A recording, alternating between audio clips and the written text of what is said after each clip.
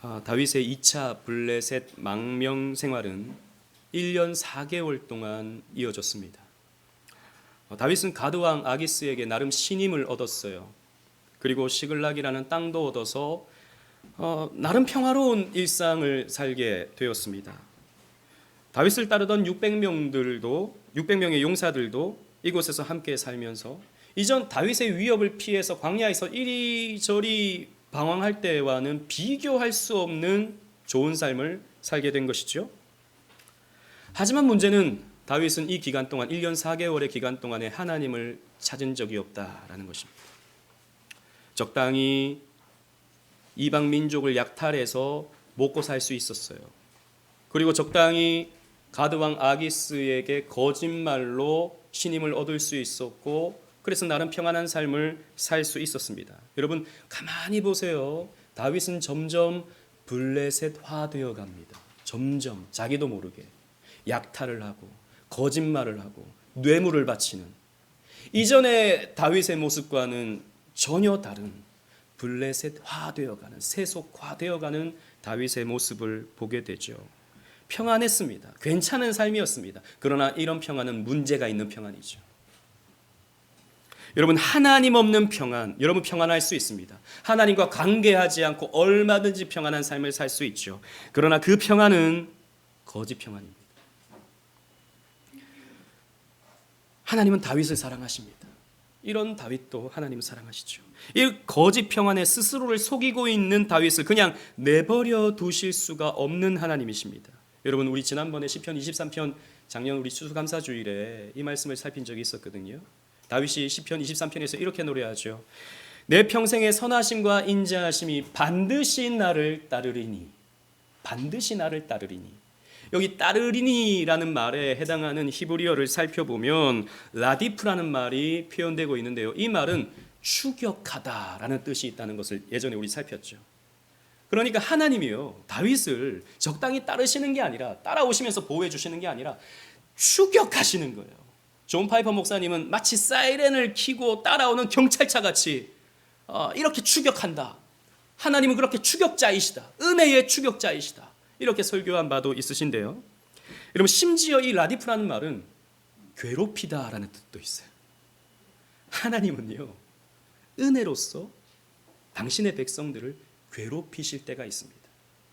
기다리시고 인내하시다가 때가 되면 괴롭히셔서 그의 걸음을, 방향의 걸음을 바꾸어 가실 때가 있는 것이죠. 그래서 나름 괜찮은 이 블레셋의 삶을 하나님께서 흔들어 버리십니다. 하나님께서 다윗을 괴롭히시는 것이죠. 그 거짓의 평화를 깨어버리시고 고민의 자리, 엎드림의 자리로 이끌어 가십니다. 하나님은 이렇습니다. 언약 백성들을 내버려 두지 않으십니다. 긍휼을 베풀어 주시죠. 여러분 이것도 긍휼입니다. 괴롭히시면서, 그래서 징계를 내리시면서 하나님은 긍휼을 베푸시는 하나님이시죠. 오늘 본문에 그런 이야기들이 듬뿍 담겨져 있습니다. 오늘 본문의 말씀을 함께 상고해 보면서 구속사적인 의미를 함께 나누며 은혜를 나누고자 합니다. 여러분 블레셋은 당시에 5 도시 연합 국가였습니다.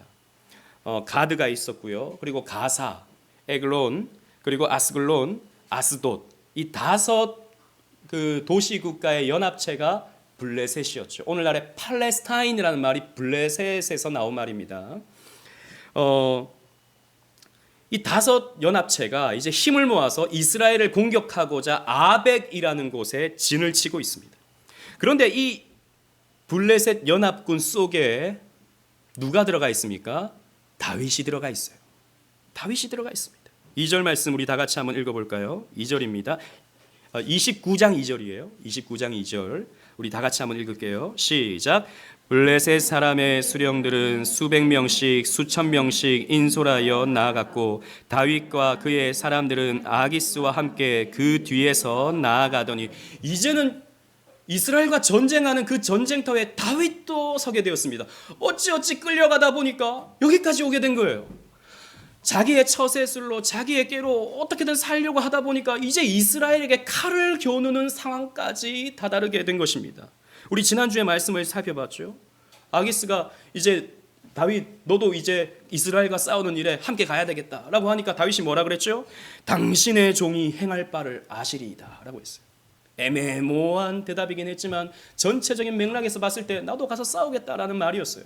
그래서 아기스가 이렇게 대답하죠. 내가 너를 영원히 내 머리 지키는 자를 삼으리라. 아, 그렇지.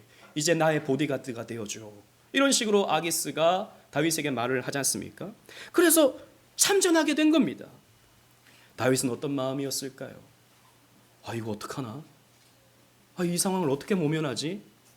그런데 뾰족한 수는 없고 이러지도 못하고 저러지도 못하는 말 그대로의 진퇴양난의 상황에 빠져버리게 된 것입니다. 동족 이스라엘에게 칼을 겨눌 수 있겠습니까? 칼을 들어서 동족 이스라엘을 찌를 수 있겠습니까? 그럴 수 없죠. 적어도 다윗은 그 정도의 사람은 아닙니다. 그리고 다윗은 이미 하나님의 은혜로 말미암아 기름 부음을 받은 자입니다. 이스라엘 백성들을 지키고 보호하고 그들을 믿음으로 이끌어가야 할 왕으로서 기름 부음을 받은 자입니다. 그런데 어찌 이스라엘을 향해서 칼을 들 수 있겠습니까? 그렇다면 이 전쟁에 참여하지 않을 방법이 있습니까? 참여하지 않으면 어떻게 됩니까? 반역자가 되는 것이죠. 아기스에게 있어서 반역자가 되는 것입니다. 전쟁에 있어서 반역자는 어떻게 됩니까? 죽는 것이죠. 그러니까 이런 진퇴양난의 상황에 빠져버리게 된 것입니다. 머리를 쓰고 꾀를 부리고 상황 모면하려고 하다 보니까 이제는 도간에 갇힌 쥐 같은 모습이 되어버리고 만 것입니다. 여러분, 이 모든 상황의 배후에 하나님이 계시다라고 하는 상황을 우리는 기억해야 됩니다. 하나님이요, 다윗을 추격하셔서 코너로 몰고 계시는 것이죠. 다윗에게 징계의 사인을 보여주고 계시는 겁니다. 하나님은 언약 백성들에게 일시적인 심판을 내리실 때가 있어요. 일시적인 심판입니다. 우리가 고백하는 웨스트민스터 신앙고백서 17장 3항을 보십시오. 여러분 주보에 있습니다. 우리 함께 읽어보는데요. 이 17장은요, 궁극적 구원, 성도의 견인에 대한 설명입니다. 그러니까 하나님이 언약 백성들을 반드시 구원해 내시는데 그런 구원받는 사람의 모습들 가운데서 일시적인 타락의 모습이 있을 수 있다라는 겁니다. 그러니까 우리가 구원받은 사람도 얼마든지 연약해지고 이런 타락해버리는 모습을 보일 때가 있어요. 그럴 때 하나님이 일시적인 심판을 내리신다라는 겁니다. 제가 읽어볼게요. 여러분 눈으로 잘 따라와 주시기 바랍니다. 그러나 그들은 사탄과 이 세상의 유혹과 그들 안에 남아있는 부패성이 강해짐과 자신을 보호해주는 방법을 무시함으로써 무서운 죄에 빠지기도 하고 얼마 동안 그 죄에 빠져 있기도 한다. 다윗이 지금 이런 상황인 거예요. 그렇게 함으로써 그들은 하나님의 노하심을 사고 성령으로 하여금 탄식하게 하고 그들이 받은 은혜와 위로 중에 어느 부분을 빼앗기게 되며 그들의 마음이 완악해지게 되고 양심은 상처를 입고 남을 해치고 욕되게 하며 그들 자신에게 일시적인 심판을 가져오게 한다라고 되어 있어요. 하나님은 일시적인 심판을 내리십니다. 여러분 오해하지 마세요. 이것은 궁극적인 심판이 아닙니다.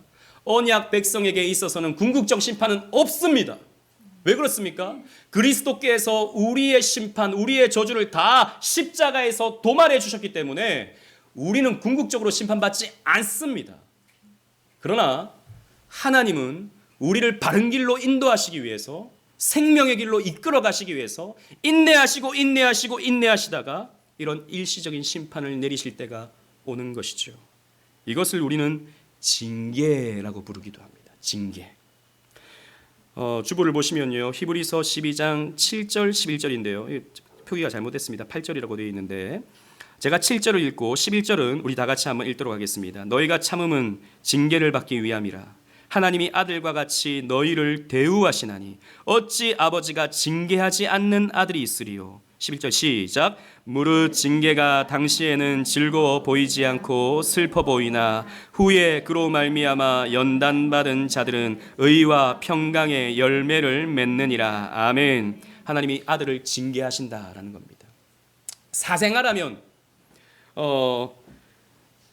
친자가 아니라면 징계하지 않을 수 있다라는 겁니다. 하지만 친아들이기 때문에 진정한 자식이기 때문에 하나님은 자녀를 징계하신다라는 겁니다. 여러분 그런 경우들이 우리가 있지 않습니까?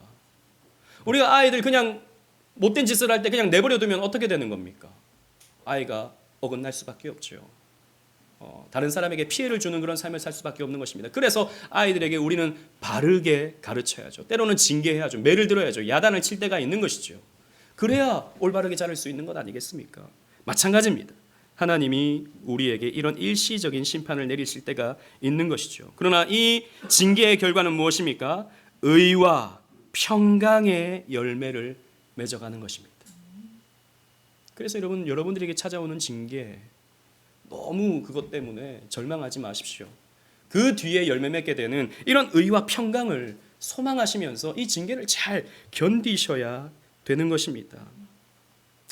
여러분, 징계는 결코 미워서 하는 게 아니라 그랬죠. 그래서 징계의 다른 표현은 사랑인 것입니다. 지금 하나님은 다윗에게 사랑을 베풀고 계셔요. 네가 지금 그렇게 너의 꾀로, 너의 방법으로, 네 생각으로 먹고 살고자 한 그 결과가 무엇이냐? 너의 지금 이 꼴을 봐라 라고 하나님께서 혼을 내고 계시는 것이죠.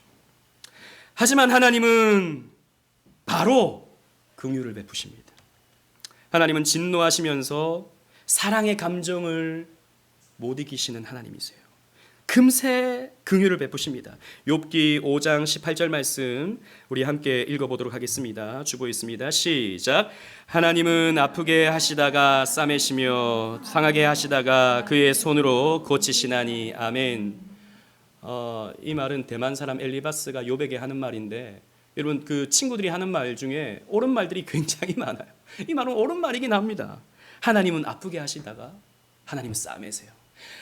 여러분, 우리 아이들 혼내다가도 그 막 울고 있는 아이 보면 마음이 아프잖아요. 안아주죠. 똑같습니다. 하나님은요, 이렇게 상하게 하시다가도 고쳐주시는 하나님이세요. 그래서 본문 19장 3절 말씀 보십시오. 블레셋 사람들이 갑자기 또 이렇게 말합니다. 방백들이 이르되 이 히브리 사람들이 무엇을 하려느냐 하니, 아게스가 블레셋 사람들의 방백에게 이르되 이는 이스라엘 왕 사울의 시냐 다윗이 아니냐. 그가 나와 함께 있은지 여러 해로되 그가 망명하여 온 날부터 오늘까지 내가 그의 허물을 보지 못하였노라.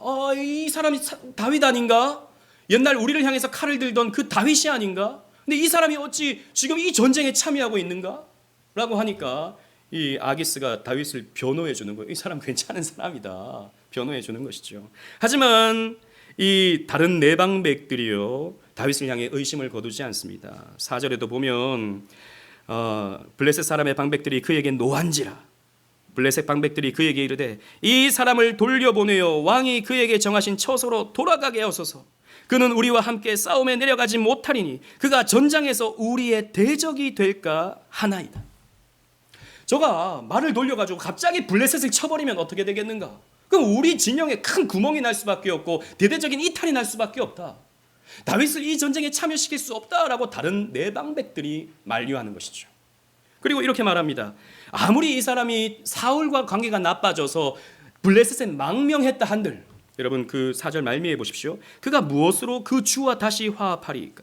이 사람들의 머리로 하지 아니하겠나이까? 그러니까 블레셋 사람들의 머리를 베어가지고 블레셋 사람들의 머리를 가지고 사울에게 갖다 주면, 그 주 사울에게 갖다 주면 다시 화해가 되지 않겠는가?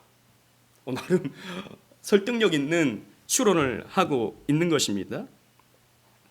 재밌는 것은, 여기서 재밌는 것은 이 블레셋 사람들이 다윗을 훨씬 더 좋은 사람으로 생각하고 있다는 거예요. 다윗은 먹고 살려다 보니까, 자신의 꾀를 사용하다 보니까 지금 이 전쟁에 어쩌다 보니까 참여했는데, 이 사람 애국자인데, 이 사람 믿음 있는 사람인데, 이렇게 그냥 전쟁에 참여할 사람이 아닌데, 우리를 향해서 칼을 들 사람인데, 이렇게 평가를 해주고 있는 거죠.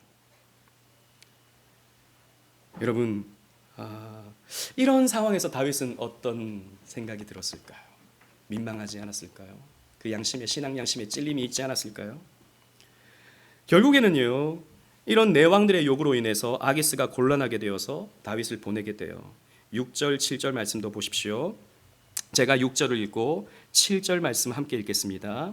아기스가 다윗을 불러 그에게 이르되 여호와께서 살아계심을 두고 맹세하노니 내가 정직하여 내게 온 날부터 오늘까지 내게 악이 있음을 보지 못하였으니 나와 함께 진중에 출입하는 것이 내 생각에는 옳으나 수령들이 너를 좋아하지 아니하니. 시작. 그러므로 이제 너는 평안히 돌아가서 블레셋 사람들의 수령에게 거슬러 보이지 하지 말라 하니라. 아멘. 그냥 돌려보냅니다. 이스라엘과 싸우지도 않을 수 있고 이 블레셋 사람들의 손에서 죽임을 당하지도 않을 수 있는 이 피할 길을 하나님께서 열어주신 것이죠. 어떻게 이런 일이 일어날 수 있습니까? 우리는 여기에서 하나님의 놀라운 섭리, 하나님의 긍휼을 볼 수 있어야 되는 것입니다. 탁월한 방법으로 하나님은 다윗을 긍휼히 여겨주시는 거예요. 다윗이 뭘 잘해서입니까? 다윗이 무슨 하나님 앞에 기도를 했습니까? 아무것도 하지 않았습니다. 비겁하기 짝이 없는, 그리고 우유부단하기 짝이 없는 모습을 다윗은 그냥 보여주고 있어요. 그저 은혜인 것이죠. 그저 하나님의 긍휼인 것입니다. 여러분, 이때 다윗은 어떤 생각을 했을까요? 속으로는 다행이다 이런 생각을 했을 거예요. 나도 굉장히 곤란했는데 이도 저도 못하는 상황 속에서 참 답답했는데 다행이다 이런 생각을 했을 겁니다. 하나님의 은혜를 떠올렸을까요? 성경에는 그런 표현은 없습니다. 마음으로는 약간 그런 생각을 했을지 모르지만 다음 다윗의 어떤 처세를 볼 때 아직까지 다윗은 지정신을 못 차리고 있어요. 재밌는 것은 다곤신을 믿는 이 아기스 왕이 하나님의 이름으로 다윗의 어떤 정직성을 인정해 주더라라는 것입니다. 여러분 6절 상반절에 보십시오. 여호와의 살아계심을 두고 맹세하노니 너는 정직하고 나는 한 번도 너에게 악을 못 받고. 아니 영적인 엉망진창의 삶을 살았던 다윗인데 이 아기스는요, 내가 여호와의 이름으로 맹세하는데 너 참 괜찮은 사람이다 이렇게 말을 해주고 있는 것이죠. 여러분 이건요, 여긴 하나님의 의도가 있는 겁니다. 아니 아기스가 하나님을 믿습니까? 그러지도 않아요. 그런데 하나님의 이름으로 다윗을 칭찬해주고 있는 거죠. 얼마나 자기가 우스웠을까요, 다윗은? 어떻게 보면 그 신앙 열심에 찔림이 있었을까요? 이렇게 불신자의 입을 통해서 하나님의 이름이 들려지게 함으로써 다윗의 마음에 어떤 불편함이 있었을 것이라고 저는 나름 묵상을 해봅니다. 하지만 다윗은 아직까지 마음이 굳어져 있어요. 그래서 계속해서 아기스를 속이는 방법을 택합니다. 8절 말씀 보십시오. 다윗이 아기스에게 이르되 내가 무엇을 하였나이까? 내가 당신 앞에 오늘까지 있는 동안에 당신이 종에게서 무엇을 보셨기에 내가 가서 내 주의 왕의 원수와 싸우지 못하게 하시나이까? 뭐죠 이거? 이거 뭡니까? 지금 다윗이 이렇게 말하고 있는 거죠. 왜 나로 하여금 못 싸우게 만듭니까? 나 지금 칼 한번 들으려고 그랬는데. 다윗이 이렇게 위선적이고 가식적인 이런 모습을 보이고 있는 거죠. 어떤 신학자들은 다윗을 이렇게 나쁘게 보는 건 좀 합당하지 않은 것 같다라고 생각해서 내 주 왕의 원수와 싸우지 못하게 하시나이까, 이 말을 이 이스라엘 사람들 혹은 사울 왕으로 생각할 필요가 있을까? 나름 다윗은 내 주 왕의 원수를 블레셋으로 생각하지는 않았을까? 아기스 왕이라고 생각하지는 않았을까? 이렇게 다윗을 두둔하는 그런 신학자들도 있어요. 그런데 여러 정황들과 문맥이나 이런 표현들을 보면 그렇지 않아요. 만약에 그렇게 말을 했다 손 치더라도 다윗은 비겁합니다. 그렇잖아요. 자기가 살려고, 더 아기스에게 신임을 얻으려고, 지금 마음에도 없는 말이지만 그러나 이런 뻔뻔하게도 이런 말들을 하고 있는 겁니다. 내가 나를 왜 못 싸우게 만듭니까? 그러나 이렇게 아직 깨어나지 않은 다윗을 하나님은 포기하지 않으시죠. 여러분, 하나님은요, 한 번 더 다윗을 흔들어 깨우십니다. 여러분, 하나님은 포기하지 않으세요. 하나님은 집요하신 하나님이십니다.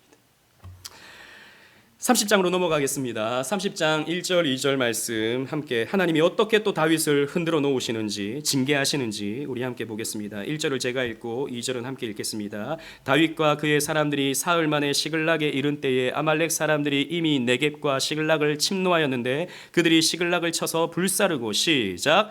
거기에 있는 젊거나 늙은 여인들은 한 사람도 죽이지 아니하고 다 사로잡아 끌고 자기 길을 갔더라. 보십시오. 거처로 돌아와 보니, 사흘길을 걸어서 거처로 돌아와 보니 엉망진창이 되어 있습니다. 그 시글락이 약탈을 당해버렸습니다. 그러니까 남자들이 다 빠져 있는 상황이었잖아요. 군대가 있으니까, 군대 전쟁에 참여하고 있었으니까. 그러니까 그 사이에 아말렉이 침공해 들어와서 집을 불사르고 재산들을 다 탈취하고 여인들과 자식들을 다 끌고 가버렸습니다. 가장 충격적인 것은 가족들을 끌고 간 것이죠. 아내들을 끌고 간 것입니다. 여러분, 뭐 식량이야, 가축이야, 뭐 다시 회복하면 돼요. 그러나 가족은 회복이 안 되는 거지 않습니까? 여러분 4절 5절 말씀 보십시오. 다윗과 그에 함께한 한 백성이 울 기력이 없도록 소리를 높여 울었더라. 가족을 잃어버린 그 마음이 얼마나 참담하겠습니까? 다윗의 두 아내 이스라엘 여인 아히노암과 갈멜 사람 나발의 아내였던 아비가일도 사로잡혔더라 라고 하고 있습니다. 사랑하는 사람들을 다 잃어버린 거죠. 여러분, 고대 사회의 이런 약탈의 문화는 그냥 적당히 그냥 포로로 끌고 가서 노예 생활을 하는 게 아니에요. 성적으로 학대를 하는 거죠. 이건 인격적인 씻을 수 없는 고통이 되는 것입니다. 그리고 자기 아내, 사랑하는 아내, 가족들이 그런 일을 당한다. 그리고 평생 노예가 되어서 살아간다. 이것은요, 감당하기 힘든 일이죠. 이로 인해서 다윗의 부대에 내부적인 분열까지 일어납니다. 이때까지만 해도 다윗의 리더십에 철저하게 순종하던 이 600명의 용사들이 다윗을 향해 돌을 들려고 하는 것이죠.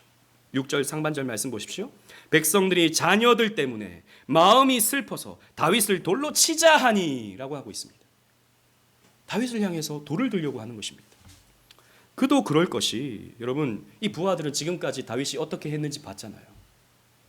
그가 이전에 하지 않던, 광야에서는 하지 않던 거짓말을 하기 시작하고 이중적인 태도를 보이고 부하들을 이끌고 이스라엘과 전쟁하자고 참여를 하고, 물론 다윗이 하자고 하니까 하긴 했는데 그 결과가 무엇입니까? 마음이 찜찜하고 이래도 되는 건가 라고 생각했을 텐데 그 결과가 무엇입니까? 시글락이 불탄 거예요.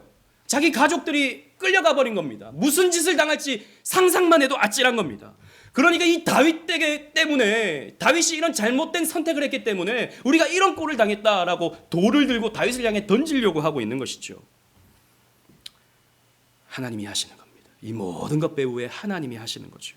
다윗에게 다시 한번 사인을 주는 겁니다. 너의 꾀를 의지하지 말고, 한번 기회를 줬는데 또 다시 왕한테, 그 아기스에게 내가 전쟁하려고 했는데 이런 식의 처세의 모습을 보이는 이 다윗에게 다시 한번 하나님은 징계의 모습을 나타내 보이시는 겁니다. 다시 흔들어 깨우시는 겁니다. 일이 여기까지 오니까, 이런 극단적인 상황이 되니까 그제서야 다윗은 하나님을 의지합니다. 6절 하반절 말씀 계속 보십시오.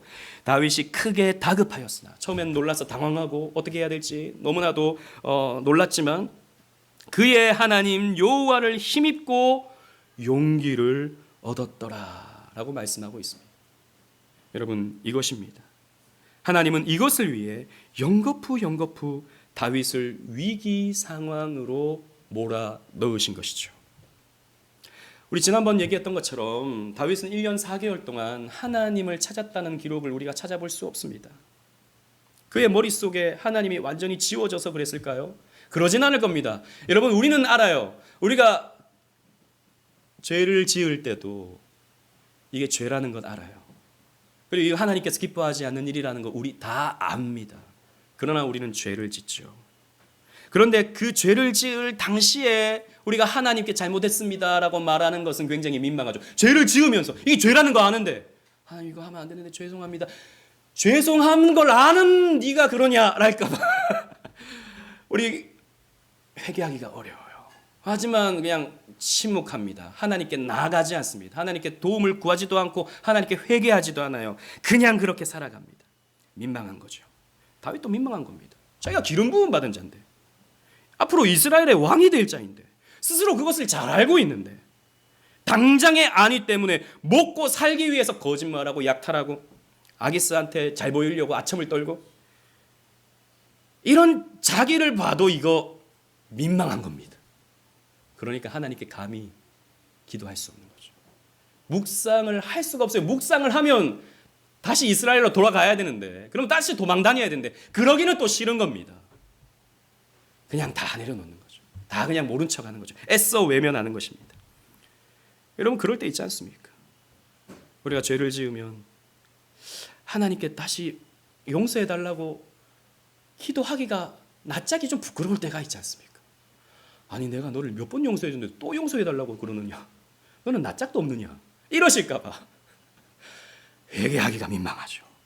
나는 얼굴이 철판이 못 돼서 나는 그냥 벌 받고 있는 게 나을 것 같아 라고 생각하는 사람들이 여기는 없겠지만 혹 있을 수 있습니다. 그러나 그런 생각이야말로 마귀가 주는 생각입니다. 그런 생각이야말로 교만한 생각이에요. 내가 이 정도쯤 되어야 내가 하나님과 관계할 수 있다? 이 정도쯤 되어야 하나님과 관계할 수 있다? 나는 이 정도에 가야? 여러분, 그런 생각 자체가 교만한 겁니다. 아닙니다. 엉망진창이기 때문에 하나님께 나갈 수 없다는 게 아니라 내가 엉망진창이기 때문에 내가 하나님께 나가야 된다는 것입니다. 내가 엉망진창이기 때문에 예수 그리스도의 보혈이 필요한 거예요. 내가 막대먹이기 때문에 주님의 보혈만 의지해야 되는 겁니다. 복음이 그것을 우리에게 가르쳐주고 있는 것이죠. 최근에 대학부 성경 공부에서 어떤 친구가 이런 말을 했습니다. 누군지 여러분 생각하지 마세요. 자기가 볼 때 이제 좀 신앙생활이 요즘 시원치 않은 거죠. 부끄럽고 민망하다는 겁니다. 뻔뻔하게 이제 목사님 별 낯도 별로 없고. 그런데 다짐을 했대요. 계속 뻔뻔해져야겠다. 뻔뻔해지지 않으면 교회 생활이 그냥 완전히 끝나겠다. 뻔뻔하게 목사님 뵙고 뻔뻔하게 장로님 뵙고 뻔뻔하게 교회 나와서 아무 일 없었다는 듯이 신앙생활 해야겠다. 이쁘시죠? 제 마음에 그랬습니다. 그래도 너무 뻔뻔해지는 건 좀 그런데 이게 복음입니다. 이게 복음이에요. 여러분, 그 뻔뻔함은 거룩한 뻔뻔함입니다. 여러분, 우리가 부족함 많아요. 좀 하나님 앞에 너무 죄스러워요. 그래서 내가 하나님께 나갈 자격이 없다? 아닙니다. 그럴 때일수록 우리는 뻔뻔하게 나와서 주님 용서해 주세요. 주님 나를 회복시켜 주세요. 주님 나에게 거룩한 마음을 주세요. 라고 주님께 구할 수 있는 것이 거룩한 성도의 자녀된 모습인 것입니다. 여러분, 우리가 그렇게 비겁하기 때문에, 그렇게 더럽고 추하기 때문에 우리에게 예수님이 필요한 거예요. 내가 다 할 것 같으면, 내가 이 정도쯤 되어서 신앙생활할 것 같으면 그게 뭐죠? 자기 의가 되는 거죠. 자기를 따르는 이 600명의 용사들이 그 아내를 잃어버렸습니다. 겁탈당할 것이 머릿속에서 상상됩니다. 사랑하는 자녀들이 노예가 될 것을 생각해 봅니다. 자신을 믿고 따르던 이 용사들이 자기를 향해서 돌을 들려고 합니다. 마지막 코너죠. 정말 이제 더 이상은 물러설 수가 없는 그런 상황입니다. 그제서야 다윗은 손을 듭니다. 하나님 항복, 하나님 항복. 하나님 어떻게 해야 됩니까? 여러분, 빨리 손 드세요. 빨리. 빨리 항복하셔야 됩니다. 지금 여러분들의 삶 속에서 지금 하나님이 여러분들을 코너로 몰아가시는 그런 상황들이, 크고 작은 모습들이 여러분들에게 있어요. 그때 빨리 손을 들고 하나님 앞에 항복을 해야지, 버티고 버텨보잖아요. 지금 처음에 버텨봤더니 어떻게 됩니까? 시글락의 문제가 생기는 겁니다. 아벡에서 버텨봤더니 시글락의 문제가 또 생기는 거예요. 하나님은 사이렌을 켜고 다윗을 추격하고 있는데 이렇게 숨어보려고 하고 저렇게 숨어보려고 해도 안 되는 겁니다. 손 들고 항복, 난 하나님께 나가겠습니다 라고 다윗이 이제 하나님께 나가는 것이죠.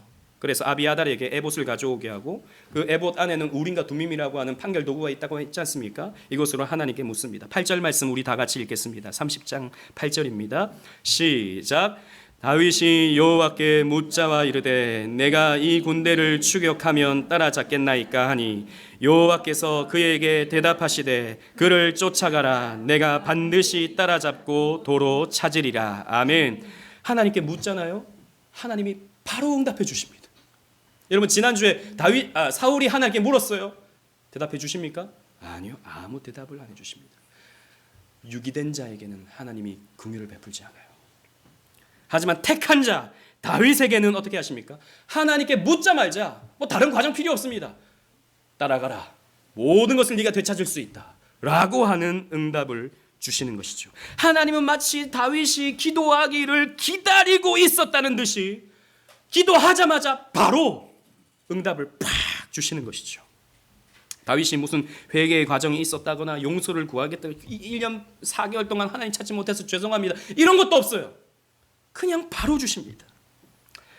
기억하십시오. 하나님은 용서를 준비하고 계십니다. 여러분, 금쪽 같은 내 새끼, 이런 TV 프로그램들이 있죠. 그런데 보면 정말 버릇없는 아이들이 나와요. 이거 상상을 초월하는 아이들이에요. 정말 내 옆에 있었다면 한 대 그냥 쥐어받고 싶은 그런 애들이 그 방송에 나와요.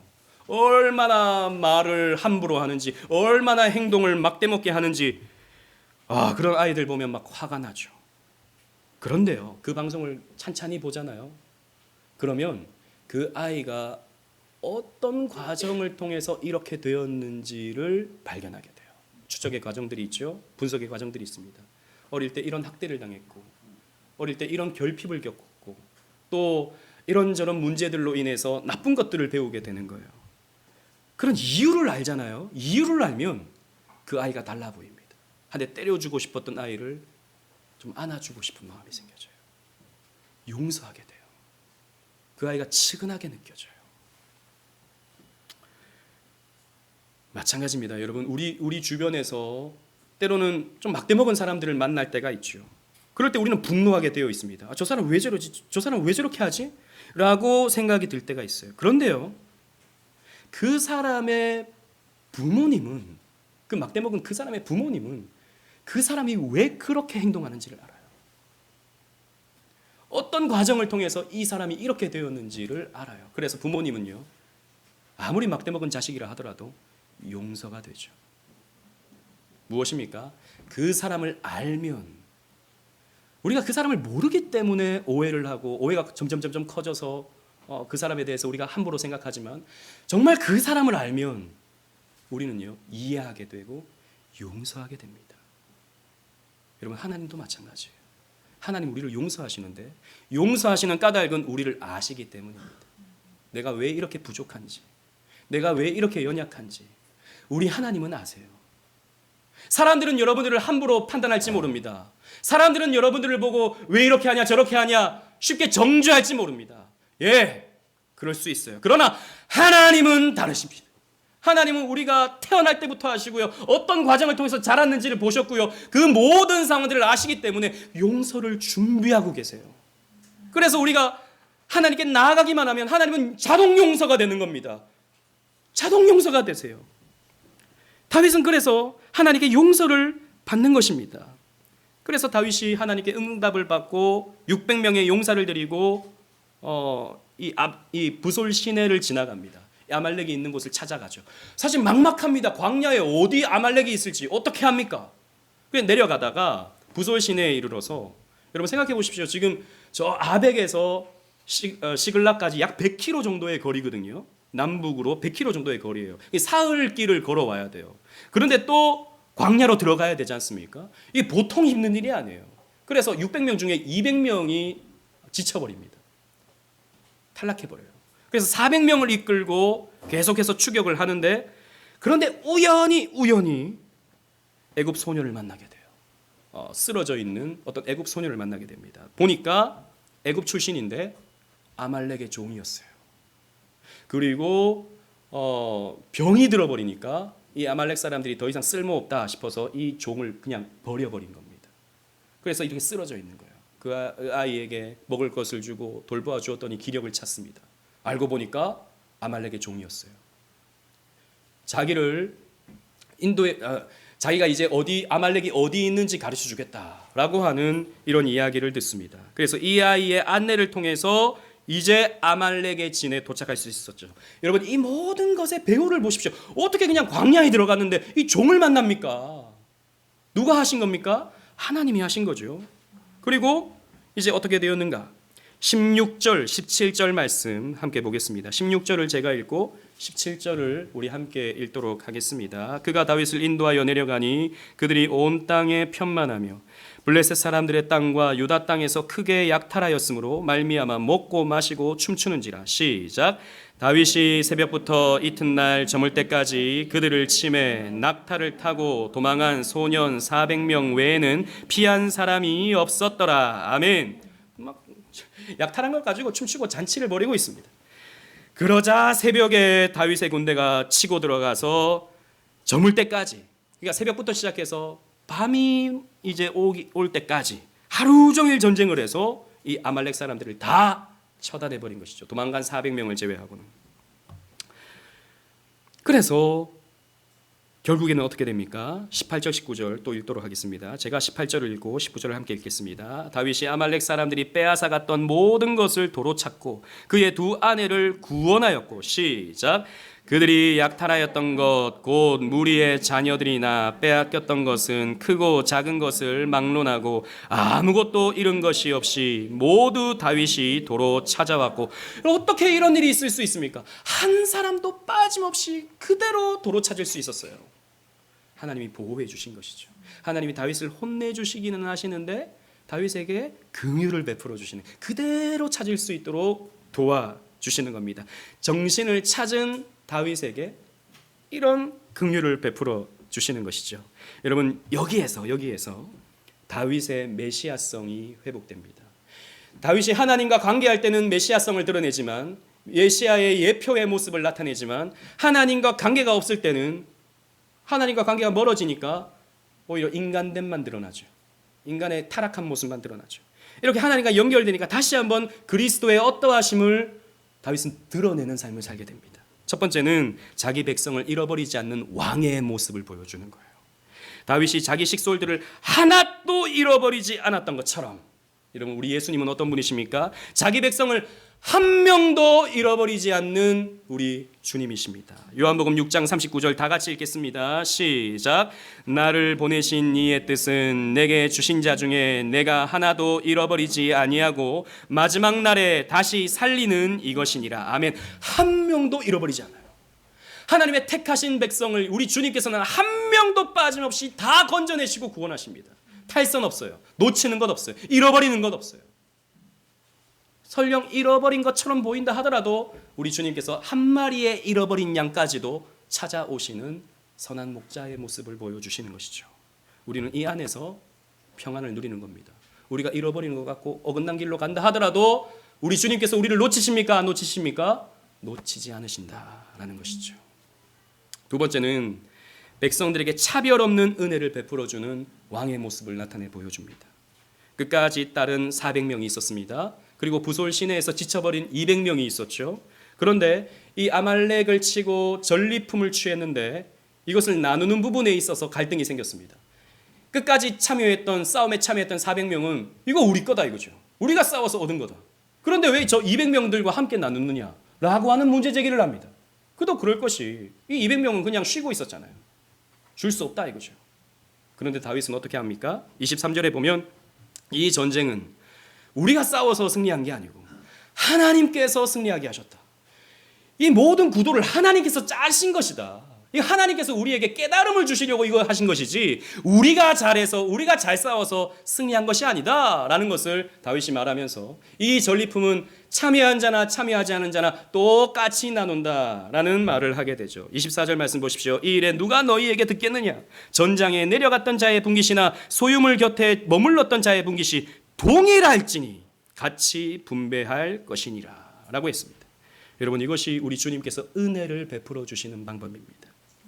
우리 주님의 은혜는요, 우리의 어떠함으로 또 우리의 신분으로, 재력으로, 신앙 경험으로 우리의 구원의 여부, 우리 구원의 정도, 이런 것이 달라지지 않아요. 모든 사람들에게 차별이 없이 베풀어지는 하나님의 은혜가 주어지는 것입니다.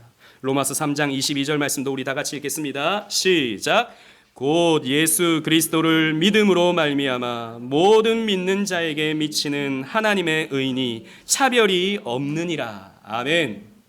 예수 20년 믿은 사람은 천국 가면 스카이 팰리스 이런 데 살고 1년 믿다가 죽은 사람은 저 천국 초가 상간 어디 이름 없는 그런 허름한 곳에 살고, 이런 거 없다 하는 것입니다. 똑같은 천국을 누리게 된다라는 것이죠.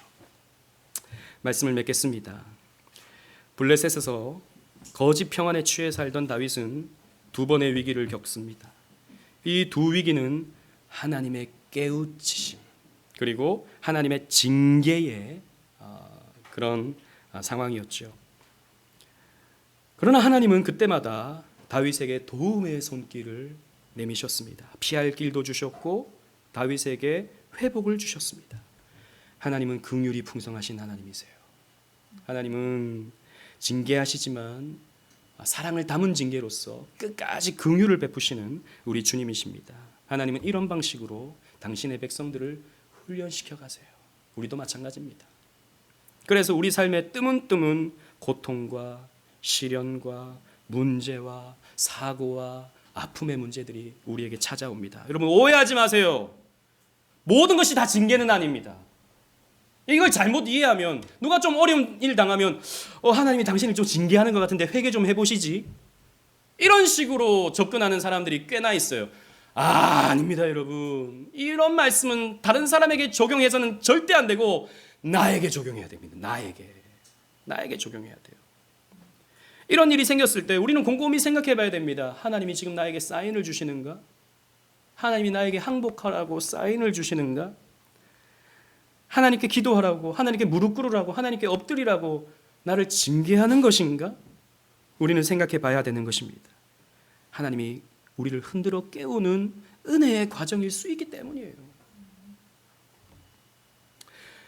여러분, 우리는 거짓 평안에 속아서는 안 됩니다. 하나님과 관계하지 않으면서 내가 먹고 살 수 있으니까 뭐 괜찮은가 보다라고 하는 이런 거짓 평안의 잠에 취해 있어서는 안 됩니다. 여러분, 하나님이 여러분들을 흔들어 깨우실 때 일어나십시오. 일어나세요. 오늘 이 말씀을 통해서 여러분들을 지금 깨우시고 있을 수 있습니다. 그리고 주님은요, 깨우시면서 동시에 긍휼의 손을 내미십니다. 은혜의 손을 내미십니다.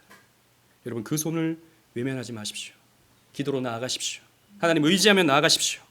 그 기도의 결과는 달콤할 거예요.